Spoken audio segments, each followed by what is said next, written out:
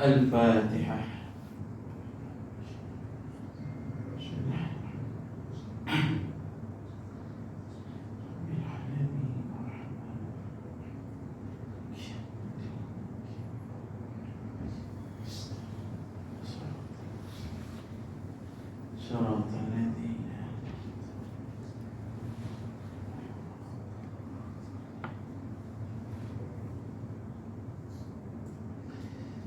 Bismillahirrahmanirrahim. Assalamualaikum warahmatullahi ta'ala wabarakatuh. Alhamdulillahilladzi nazzala al-furqan ala 'abdihi liyakuna lil 'alamin nadhira. والذي أرسل رسوله بالهدى ودين الحق ليظهره على الدين كله ولو كره الكافرون. أشهد أن لا إله إلا الله وحده لا شريك له وأشهد أن محمدا عبده ورسوله. اللهم صل وسلم وبارك على سيد المرسلين وعلى آله وصحبه أجمعين. سبحانك لا علم لنا إلا ما علمتنا إنك أنت العليم الحكيم. ولا حول ولا قوة إلا بالله العلي العظيم. رب اشرح لي صدري ويسر لي أمري wahlul 'uqdatam min lisani yafqahu qawli, amma ba'd. Fa ya ibadallah, ittaqullah usikum wa nafsi bittaqwallah faqad fazal muttaqun. Qala Allah ta'ala fil kitabihil karim, a'udzu billahi minasy syaithanir rajim. Al-haqqu min rabbik فلا تكونن من الممترين. صدق الله العظيم. وقال رسول الله صلى الله عليه وسلم بلغوا عني ولو آية. Tuan-tuan, puan-puan, muslimin dan muslimat yang mudah-mudahan dirahmati oleh Allah, alhamdulillah, kita bersyukur pada Allah. InsyaAllah pada petang ni kita sambung pengajian kita yang berdasarkan kitab Tazkirah dan Taujihat Surah Al-Anfal, pengajaran dan teladan dari semasa dan selepas peperangan Badar. Dari hari ini kita masih lagi berada pada ayat yang ke-29, yaitu firman Allah, a'udzubillahi, ayat yang ke-26. Masih lagi berada pada ayat yang ke-26, yaitu firman Allah, a'udzubillahi minasyaitonir rajim. Wadhkuru id antum qalilun mustad'afuna fil ard takhafuna an yatakhattafakumun nas fa'awakum wa ayyadakum binasrihi warazaqakum minat thayyibat la'allakum tashkurun. Maksudnya, dan ingatlah ketika bilangan kamu sedikit dan tertindas di bumi, kamu takut orang menangkap dan melarikan kamu, maka Allah memberi kamu tempat bermastautin dan diperkuatkannya kamu dengan pertolongannya, serta dikurniakannya kamu dari rezeki yang baik-baik supaya kamu bersyukur. Surah Al-Anfal ayat yang ke-26. Baik. Jadi muslimin dan muslimat, ayat ini sebagai peringatan daripada Allah tentang kenikmatan yang telah Allah kurniakan kepada umat Islam, yang pada asalnya umat Islam ditindas di dunia ini Jadi tiba masa Allah memberikan pertolongan. Seperti mana yang berlaku dalam perang Badar, yang pada asalnya umat Islam ditindas sampai umat Islam terpaksa berhijrah ke Madinah.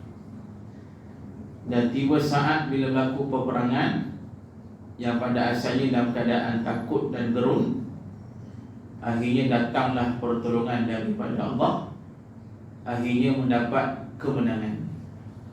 Jadi Allah peringat balik perkara tersebut supaya jangan lupa dan sentiasa bersyukurlah kepada Allah. Baik. Jadi hari ini kita nak sambung huraian dia, muka surat 57. Katanya, bagi memaknakan rasa syukur dalam diri, ia mestilah bermula dengan rasa rendah diri, rasa serba kekurangan dan rasa lemah di hadapan Allah. Ni diajar pada kita nak rasa syukur dalam diri kita ni mestilah bermula dengan rasa rendah diri. Rasa kita ni banyak kekurangan dan kita rasa lemah di hadapan Allah Subhanahu wa ta'ala. Kerana memang itulah realiti hakikat kita sebagai manusia. Kita ni banyak kekurangan dan kita ni sangat lemah. Apa yang ada pada kita hari ini semuanya adalah nikmat, kurniaan, pemberian daripada Allah Subhanahu wa ta'ala. Katanya kita perlu meyakini bahawa segala nikmat yang Allah berikan itu adalah bantuan daripadanya dan bukanlah dengan usaha manusia. Jelas kita kena yakin nikmat yang kita ada hari ini ialah diberikan kurniaan Allah. Semuanya ialah kurniaan Allah, diberikan oleh Allah dan bukan sebab usaha kita. Kita sekadar usaha saja. Jadi yang beri sungguh adalah Allah Subhanahu wa ta'ala. Nak terang pada kita, seluruh kita ni berada di bawah kekuasaan Allah Subhanahu wa ta'ala. Nak terang pada kita, lemahnya kita ni tak ada boleh buat apa sebenarnya. Kita tak ada apa. Sekiranya Allah tak beri, kita ni tak ada apa-apa lah. Sekiranya Allah tak kurniakan, kita ni kosong. Bila kita baca satu hadis Rasul sallallahu alaihi wasallam, Nabi menerangkan kita ni tak boleh nak makan, tak ada makanan jika Allah tak beri. Habis. Walaupun kita cari rezeki, kalau Allah tak beri, tak ada. Begitu. Bahkan Nabi kata kita ni tak akan ada pakaian kalau Allah tak beri. Habis. Bertelanjanglah kita ni kalau sekiranya Allah tak beri pakaian pada kita. Jadi maknanya seluruh perkara hari ini ialah kurniaan, nikmat rezeki daripada Allah, bukan sebab usaha kita. Bahkan muslimin dan muslimat, kita baca dalam surah Yasin, kita selalu baca apa? Surah Yasin tu Allah jelaskan dalam Quran, yang mana bila Allah terang tentang kekuasaan Allah, itu pada ayat yang ke-42, 41, 42. Jadi pada ayat ni Allah berfirman, a'udzubillahi minasyaitonirrajim, wa ayatul lahum anna hamalna dzurriyyatahum fil fulkil mashhun wa khalaqna lahum min mithlihi ma yarkabun wa in nasha' nurikuhum fala sarikha lahum wa lahum yunqadhun illa rahmatan minna wa mata'an ila hin. Jadi pada ayat ni Allah terangkan dalil tentang kekuasaan Allah, iaitu Allah kata kami membawa belayar jenis manusia, keluarga mereka dalam bahtera yang penuh syarat. Ada ulama tafsir kata Ayat ni Allah peringatkan pada manusia yang tak percaya dengan kekuasaan Allah. Jadi Allah teganglah, Allah peringat balik manusia ni, yang mana dulu ni Allah bawa ni nenek moyang manusia dalam satu bahtera berlayar di tengah lautan. Ini kata ulama tafsir sejarah yang berlaku di zaman Nabi Nuh alaihi salam. Sebab bila saja Nabi Nuh ni ditolak dakwahnya, yang berdakwah hampir 1000 tahun, ditolak macam tu saja. Jadi adalah yang beriman tu tapi tak ramai. Jadilah tiba masa disebabkan melampau sangat kaum Nabi Nuh ni, jahat sangat. Jadi Allah nak hancurkan mereka. Jadi Allah memerintahkan Nabi Nuh buat kapal bahtera. Dah siap kapal, Allah suruh yang beriman masuk kapal. Yang beriman masuk kapal, kata Allah tak ramailah yang beriman tu. Dan termasuk binatang-binatang pun masuk kapal. Setiapnya masuk dengan berpasang-pasangan. Jadi yang beriman saja manusia, berpasang-pasangan yang beriman saja masuk kapal tersebut diselamatkan. Yang lain kata Allah, Allah tenggelamkan. Yang kufur, yang kafir, yang tak beriman, yang syirik ditenggelamkan oleh Allah. Seluruh dunia ni banjir ni, bayangkan, habis. Jadi yang tinggal manusia di dunia pada masa itu hanyalah manusia yang berada dalam bahtera Nabi Nuh alaihi salam. Ini yang masuk pada ayat ni. Macam mana Allah selamatkan nenek moyang manusia, dimasukkan mereka dalam kapal berlayar di atas bahtera yang syarat penuh. Mana Allah selamatkan nenek moyang manusia ni. Maka daripada mereka lah para muslimin dan muslimat, anak-anak Nabi Nuh yang beriman ni, pengikut yang beriman, daripada mereka ni lah manusia orang kata keluar, orang kata bertambah, orang kata keluarlah keturunan masing-masing hinggalah pada hari ini. Jadi Allah peringatkan. Jadi pada ayat ni Allah sebut pasal kapal, al-fulki, kapal. Kemudian Allah kata lagi, wa khalaqna lahum min mithlihi ma yarkabun, dan kami ciptakan untuk mereka jenis-jenis kenderaan yang sama dengannya, yang mereka dapat menggenderainya. Ni nak kata semuanya bawa kekuasaan Allah. Walaupun kita nampak manusia yang cipta benda tu, sebenarnya Allah yang buat. Berdasarkan ayat ni Allah kata wa khalaqna lahum min mithlihi, Allah jadikan bagi manusia ni benda yang sama sepertinya. Sepertinya ni maksudnya apa? Kapal seperti kapal. Ma yarkabun, semua itu dijadikan kenderaan untuk kita. Maknanya bukan sekadar kapal, termasuk kapal terbang, termasuk kereta api, termasuk kereta, motor. Semua ini kata Allah sebenarnya Allah yang jadikan. Memang hari ini manusia yang buat benda tu, buat kilang sebagainya, tapi sebenarnya yang menjadikan perkara tersebut adalah Allah. Nak kata pada kita muslimin dan muslimat, semua ni di bawah kekuasaan Allah. Sekiranya Allah Ta'ala tak bagi jadi, tak jadi benda tu. Walaupun kita ni sangat bijak sangat, yang dok buat nak cipta benda ni bijak sungguh. Orang yang nak bina benda ni sangat berpengalaman, bijak sangat. Tapi kalau Allah kata tak jadi, tetap tak jadi. Tu muslimin dan muslimat yang dirahmati oleh Allah. Pasal itu Allah kata wa inna sya' nurikuhum fala sarikha lahum wa lahum yunqadhun. Kata Allah, kalau Allah Ta'ala berkehendak nak karamkan, habis, boleh, kata Allah.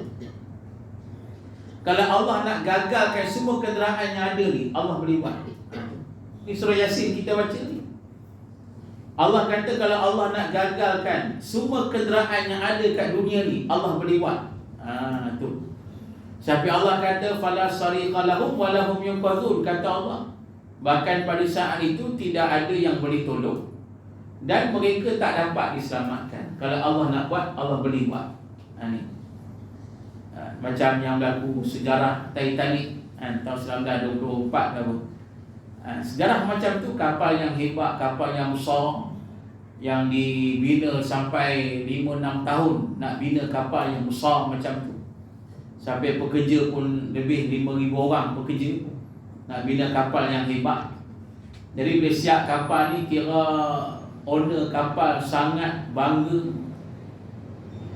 sangat sombong, angkuh, kata kapal yang sehebat macam ni takkan tenggelam. Lepas tu yang kapten kapal pula sangat berpengalaman, puluh tahun berpengalaman, sombong juga. Dok kata garanti okey lah pasal dia yang incas jadi kapten.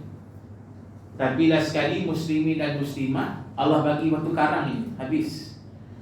Seluruh kapal tu tenggelam, patah dua, tenggelam, ramai yang mati. Ni Allah suruh pada ayat ni, kalau Allah nak tenggelamkan, Allah boleh buat. Wa in nasya nughriquhum. Berkehendak Allah ni, Allah berkehendak nak tenggelamkan, Allah boleh buat. Bila jadi macam tu, kata Allah, fala sarikha lahum, tak ada yang boleh tolong. Tak ada. Tu. Walahum yunqadhun, dan tidak ada yang boleh diselamatkan. Ni kata Allah pada ayat ni. Walaupun canggih tak mana pun kita ni, bijak macam mana pun kita ni, tapi kalau Allah berkehendak benda tu nak jadi sungguh habis. Pasal itu muslimin dan muslimat, Allah, Rasulullah mengajar kita sentiasa berdoa. Nak kata sentiasa bergantung pada Allah. Sebagai hamba ni, kita sentiasa bergantung pada Allah Ta'ala. Pasal itu dalam Quran, tuan-tuan, kata almarhum Datuk Wahbah Zuhairi rahimahullah, dalam Quran ni ada 100 ayat doa. Allah nak ajar sentiasa berdoa pada Allah. Kita baca pula hadis-hadis Nabi SAW dan Sahih Bukhari, Sahih Muslim, banyak kita hadis. Cukup banyak doa yang diajar oleh Nabi SAW. Nak kata sentiasa bergantung pada Allah. Contohnya muslimin dan muslimat, dalam hadis Sahih Muslim, Nabi SAW menyuruh kita mohon pada Allah lindung kita daripada 4 perkara. Minta 4 ni lindung, boleh baca dengan bahasa Melayu pun boleh. Yang penting kita minta pada Allah lindung kita daripada 4 perkara. Ni Nabi suruh ni. Apa dia? Yang pertama sekali kata Nabi SAW, mintalah Allah lindung kita daripada ujian atau bala yang berat. Itu yang pertama sekali. Ini pesan Nabi. Nabi suruh minta pada Allah. Minta pada Allah, lindunglah kita daripada ujian atau bala yang berat. Sebab muslimin dan muslimat, bila kata beriman ikut mana sekalipun, tetap akan diuji oleh Allah. Kita ni, bila kita beriman, kita bertakwa, kita tak terlepas daripada ujian Allah. Bila sedar hakikat tu, minta sangat pada Allah, janganlah diberi ujian yang berat. Lindunglah aku ya Allah. Allahumma inni a'udzubika min jahdil bala. Minta ya Allah, lindunglah aku ya Allah daripada bala yang ataupun ujian yang berat, yang susah. Tu yang pertama Nabi sebut, minta pada Allah. Yang kedua kata Nabi SAW, mintalah pada Allah Ta'ala, iaitu lindung kita daripada kita bertemu dengan kecelakaan. Minta Allah pelihara kita, selamatkan kita daripada kita bertemu dengan kecelakaan. Kecelakaan ni kira kehancuran, kebinasaan, malapetaka, itu kecelakaan. Minta Allah lindung kita dari apa saja bentuk kecelakaan. Sebab muslimin dan muslimat, kecelakaan tu datang dengan tiba-tiba, tak sangka. Yang macam berlaku baru-baru ni lah di Batang Kali tu. Contoh, tiba-tiba berlaku tanah runtuh, benda tak sangka. Ini salah satu bentuk kecelakaan yang berlaku pada hari ini. Jadi kita sebagai hamba Allah ni minta sangat pada Allah. Sebab ni Nabi suruh minta sangat pada Allah, lindunglah kita daripada apa saja bentuk kecelakaan. Itu yang kedua. Kemudian yang ketiga, kata Nabi SAW, kita minta pada Allah, lindunglah kita daripada takdir yang buruk, su'il qada. Minta Allah lindung kita daripada takdir yang buruk. Sebab muslimin dan muslimat, kita ni tak tahu macam mana takdir kita ni. Apa yang Allah takdirkan ke atas kita, kita memang tak tahu. Muslimin dan muslimat, ada takdir yang buruk, ada takdir yang baik, kita memang tak tahu. Jadi pasal itu minta pada Allah, Allah lindung kita dari apa saja bentuk takdir yang buruk. Sebab Allah boleh ubah takdir bila kita berdoa. Doa dengan izin Allah boleh mengubah takdir. Itu dia. Mungkinlah ditakdirkan kita takdir yang buruk. Nabi pesan, minta Allah lindung kita dari takdir yang buruk. Kita minta Allah kabulkan doa kita, Allah ubah takdir kita menjadi takdir yang baik. Ini dengan kehendak Allah. Kita mengaji sifat 20, Allah boleh buat macam tu. Muslimin dan muslimat jadi rahmati oleh Allah. Kemudian yang keempat, kata Nabi SAW, kita mohon pada Allah, lindunglah kita daripada kegembiraan musuh terhadap kita. Sebab musuh ni, bila kata musuh, mereka tak biarkan kita. Musuh ni dia akan cari jalan macam mana nak jatuhkan kita, nak lemahkan kita, nak hancurkan kita, nak malukan kita. Jadi kalau mereka berjaya buat jahat macam tu pada kita, dia puas hati, dia seronok, dia gembira. Jadi pasal itu kita minta Allah lindung daripada perkara tersebut. Kita tak nak musuh berjaya buat jahat pada kita, minta Allah lindung perkara tersebut.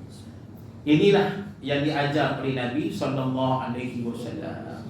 Jadi yang kita nak sebut tadi, pergantungan pada Allah, sentiasa bergantung kepada Allah Ta'ala. Baik, seterusnya katanya lagi, apabila perasaan ini disematkan dalam hati, barulah kita akan merasa bahawa semua pemberian itu datangnya dari Allah. Jelas.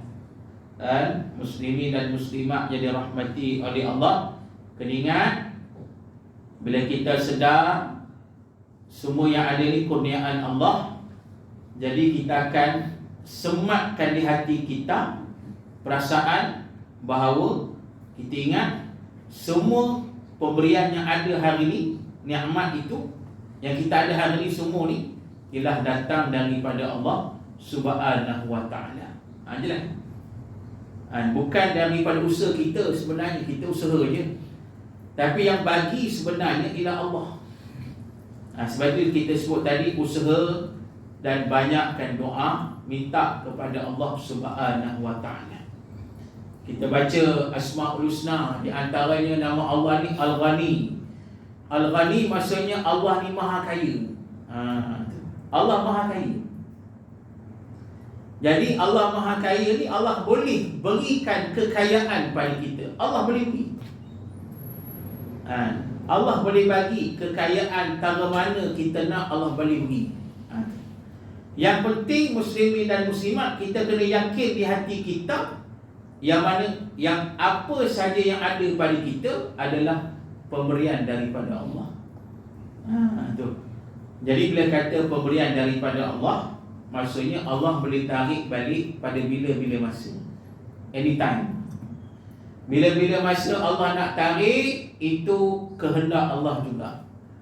Kalau ikut bahasa kita, suka hati Allah nak tarik pada bila-bila masa, kalau Allah nak tarik. Kita baca sejarah tuan-tuan, muslimin dan muslimat, macam mana orang-orang yang hebat, akhirnya Allah tarik macam tu punya. Kehebatan mereka, kekuasaan mereka, Allah tarik macam tu.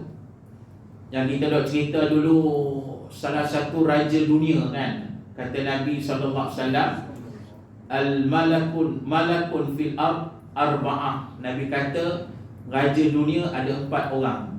4 orang ni raja yang memerintah dunia. Sejarah dunia lah. Yang pertama sekali Nabi Allah Sulaiman, yang kedua Zulkarnain, yang ketiga An-Numrus bin Kan'an bin Sam bin Nuh, dan yang keempat iaitu Raja Bukhtanasar. 4 orang ni memerintah dunia. Keempat-empat ni ada ayat pasal mereka dalam Quran. Nabi Sulaiman ada 17 ayat pasal Nabi Sulaiman dalam Quran. Zulkarnain ayat dan surah Al-Kahfi. Kemudiannya Raja An-Numrus bin Kan'an bin Sam bin Nuh dan surah Al-Baqarah. Dan kemudiannya Bukhtanasar, surah Al-Baqarah dan surah Al-Isra. Ada ayat pasal 4 raja ni lah, semua ada. Jadi kita nak cerita ni salah satunya An-Numrus bin Kan'an bin Sam bin Nuh, satu raja yang sangat berkuasa. Bayangkan Nabi kata memerintah dunia, tuan-tuan. Bukan memerintah satu negeri. Dunia, dia memerintah tu dunia. Bayangkan besarnya kekuasaan dia, muslimin dan muslimat. Tapi masalahnya An-Numrus ini dia tak beriman, dia sombong. Sampai ke satu tahap dia rasa diri di Tuhan, pasal dia sangat berkuasa. Tapi nak kata, bila dah kemuncak kesombongan dia, akhirnya dengan mudah Allah hancurkan dia. Mudah. Dengan Allah hantar nyamuk, hancur, habis An-Numrus ni, atau Namrud, habis. Ini tuan-tuan. Macam tu kan Bukhtanasar, raja yang berkuasa juga, yang Nabi sebut dah hadis ni, pun Allah hantar nyamuk je, kena penyakit dari nyamuk, mati. Dengan mudah Allah tarik kekuasaan mereka, nyawa mereka macam tu je. Ini nak kata, nak sebut tadi, apa yang ada pada mereka, kitab, ialah pemberian daripada Allah. Berbeza dengan Zulkarnain. Zulkarnain, raja yang memerintah dunia juga, dan dia beriman pada Allah. Bila kita baca dalam surah Al-Kahfi, nak kata berkuasanya Zulkarnain tu, sampai Allah sebut pada dia 2 benda. Yang pertama, Zulkarnain ni dia boleh pergi mana yang dia nak pergi, Allah bagi. Dekat dunia ni, pelusuk mana nak pergi, pergi, Allah bagi. Yang kedua, kata Allah, dia nak buat apa dekat dunia ni, dia boleh buat, Allah bagi. Tu nak kata berkuasanya Zulkarnain pada masa itu. Pasal itu kita baca sejarah Zulkarnain ni, dia pergi tempat tiga tempat dunia ni. Dia pergi dekat belah barat dulu, lepas tu pergi belah timur, lepas tu pergi tengah-tengah dunia. Tu kita baca sejarah Zulkarnain dan surah Al-Kahfi. Tapi nak kata dia beriman pada Allah. Bahkan dia tahu semua yang ada pada dia ialah pemberian daripada Allah. Jadi pasal itu ada riwayat kata Zulkarnain dia berpesan kepada orang-orang dia, menteri-menteri dia, bila dia mati, tunjukkan jenazahnya di khalayak rakyat ni. Dan pada masa itu dia kata bila dia mati, jenazah dia tu buka tangan seluas-luasnya. Mana tangan tu tak payah dikiamkan, tangan tu buka seluas-luasnya, buka tunjuk. Pasal apa? Sebab dia kata, aku nak tunjuk pada rakyat, walaupun masa aku hidup, aku kaya, aku berkuasa, bila aku mati, satu apa yang ada tu, aku tak boleh masuk dalam kubur, tak ada pun. Itu nak didik rakyat macam tu. Jadi tu nak kata, contoh manusia yang yakin, semua yang ada itulah pemberian daripada Allah Subhanahu Wa Taala. Baik, kata lagi, biarpun seseorang itu kaya, sihat, berilmu, berharta dan sebagainya, namun dia tidaklah meletakkan segala kelebihan itu pada dirinya. Tengok, inilah orang yang bersyukur. Walaupun dia kaya, dia sihat, dia berilmu, banyak harta sebagainya, tapi dia tak kata dia ada semua tu pasal kelebihan dia. Dia tak kata gitu. Dia sedar apa yang ada padanya datang daripada Allah. Ini orang yang tidak sombong lah, yang tidak angkuh. Muslimin dan muslimat yang dirahmati oleh Allah. Sebab kita ni kita ni masing-masing Allah berikan macam-macam kelebihan. Setiap kita ada kelebihan yang Allah kurniakan pada kita. Ada antara kita yang diberikan kekayaan, rezeki yang banyak. Ada antara kita yang Allah beri kita ilmu. Dan macam-macam nikmat lah. Jadi pokoknya kita sedar segalanya ialah pemberian Allah. Itu yang Nabi ajar. Sentiasa sebut hadza min fadli rabbi. Ini daripada kurniaan Tuhanku. Bila saja kita ada kelebihan, kita sebut alhamdulillah, hadza min fadli rabbi. Alhamdulillah, ini semuanya kurniaan dari Tuhanku. Ini semuanya kurniaan daripada Allah Subhanahu wa ta'ala. Muslimin dan muslimat yang dirahmati oleh Allah. Sebab kita sebut tadi, setiap orang ada kelebihan dia. Kita ceklah apa kelebihan kita. Alhamdulillah. Dan ilmu Allah ni cukup hebat, muslimin dan muslimat. Macam-macam ilmu ni yang ada kat dunia ni, dan macam-macam ilmu yang kita boleh explore dekat dunia ni, tuan-tuan. Saya pernah dengar satu syarahan daripada seorang profesor. Dia buat kajian otak manusia. Dia kata otak manusia ni boleh menguasai 3 bidang ilmu yang berbeza. Boleh. Sebab tu kadang-kadang tu ada orang tu dia punya pandai lah, dia punya otak dia. Dia ambil PhD yang pertama bidang ni, PhD kedua bidang lain, sebagainya. Upaya boleh dengan izin Allah. Ni kurniaan yang Allah berikan. Tu ilmu tu, muslimin dan muslimat. Macam contoh saya duduk di Tanjung Malim. Jadi tuan-tuan, dekat Tanjung Malim tadi seorang sensei tabik, tabik Cina lah. Jadi yang saya nak cerita tabik Cina ni, dia buat rawatan, dia buat macam mana? Dia pegang tangan orang je macam ni. Dia pegang tangan sini. Dia pegang tangan, bukan cik nadi. Dia kata sini ni, dia kata di sini dua ni, kata ada connected, ada orang kata apa, ada hubungan dengan semua dalaman anggota badan kita. Dia kata dia belajar kat China 10 tahun, ada universiti kat sana. Jadi cek. Bila cek tu semuanya betul. Kita duduk tu dekat tepi dia tak cakap apa, sakit apa dia cek je. Dia cek, ni ada masalah jantung ni. Ni buah pinggang lemah. Tu dia cerita. Itu nak kata ilmu lah. Ilmu Allah, tuan-tuan. Semua ni saya sebut cerita di Tanjung Malim. Nak pergi, dia pergi lah kat pekan Tanjung Malim tu. Tapi Cina lah, tak ada masalah benda tu. Dan dia bagi akar kayu, dia bagi apa, herba untuk perubatan dia. Jadi tu nak, yang saya nak cerita tu macam mana ilmu tu. Tak pernah kita jumpa ada benda macam tu. Ini kata ilmu Allah ni, subhanallah, muslimin dan muslimat yang dirahmati oleh Allah. Jadi pasal itu nak kata semua itu datang dari Allah. Baik.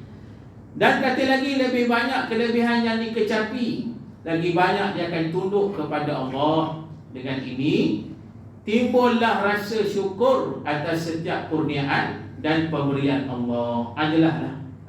Tu. Orang macam ni yang sedar semuanya datang daripada Allah, bila dia dapat lagi kelebihan Allah bagi ke dia, makin banyak kelebihan dia dapat, makin ditunduk kepada Allah.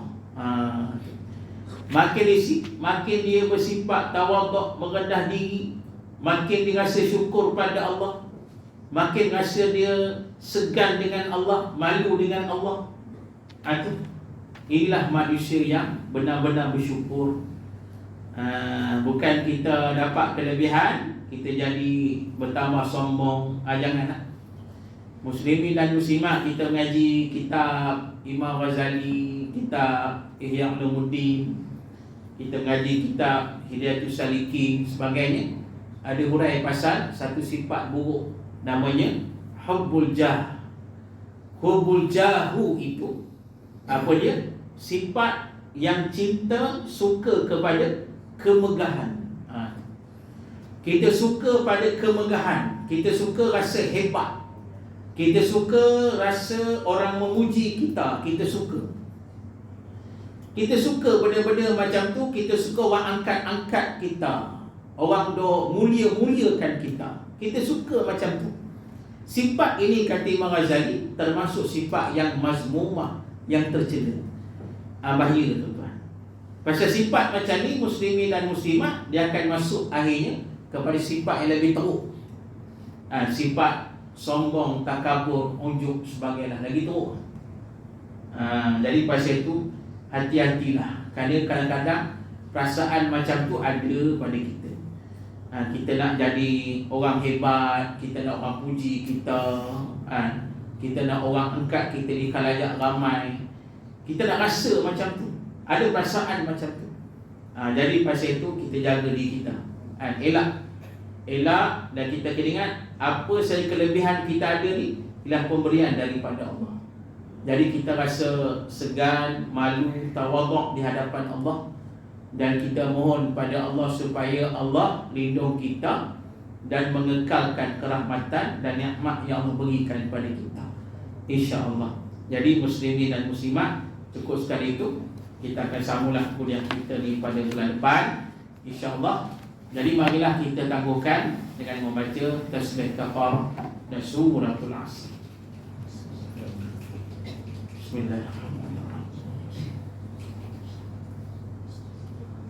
A'udzu billahi minasyaitonir rajim. Bismillahirrahmanirrahim. Alhamdulillahirabbil alamin, wassalatu wassalamu ala asyrafil anbiya'i wal mursalin wa ala alihi wa sahbihi ajma'in. Radina billahi rabba wa bil islami dina wa bi Muhammadin nabiyyan wa rasula. Allahumma aghnina bil ilmi wa zayyinna bil hilmi wa akrimna bit taqwa wa jammilna bil afiyah ya arhamar rahimin. Allahumma inna nas'aluka ilman nafi'a wa rizqan thayyiban wa amalan mutaqabbala walhamdulillahi rabbil alamin. Siru ala barakatillah. Assalamualaikum warahmatullahi taala wabarakatuh.